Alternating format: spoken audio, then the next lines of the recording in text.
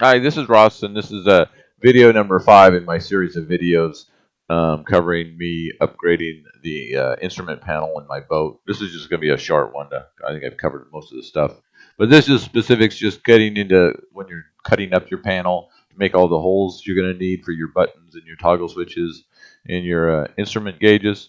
And again, if you want to see all the videos, just go to YouTube and keyword type in Slipperlilly, and that should bring everything up.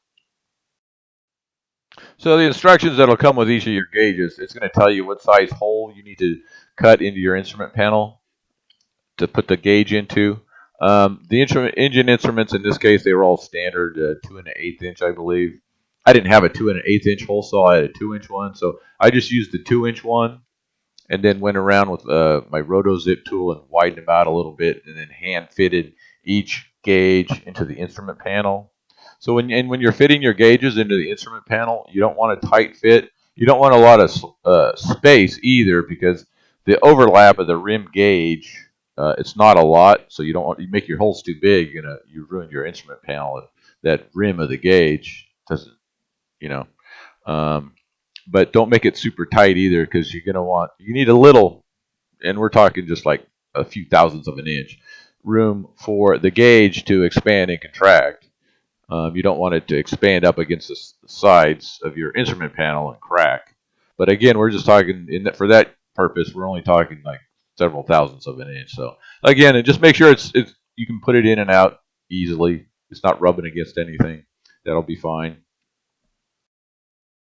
My horn button, for example, only had about a 16th of an inch all the way around of a ridge or rim area surface that would made up against the surface of the instrument panel. So obviously, if I made the hole even the slightest bit too big, it was not going to work. So I got out my calipers to measure that and the drill bit just to make sure I didn't make it too big at all. I didn't have a hole saw big enough for the cutout for the tachometer, so what I did was just use my roto zip tool. That was pretty convenient to have to do the cutout. I personally wouldn't want to try and do it with a jigsaw. You run the risk of the bottom surface of your jigsaw putting a gouge or deep scratches into your panel. And then, like I said before, for the holes for the toggle switches and the circuit breakers and the mounting holes around the edge, I just took my old instrument panel, which was made of metal, so it made a good template, clamped it onto the new one, and drilled through. Now, one thing you can do if you want, if you did two panels, one is you did the layout and it has your pilot holes. Now you've already transferred your pilot holes onto your new panel. Um, you could take that one you used as a template and just for practice, cut that one out with the hole saw and get all the holes you're going to need.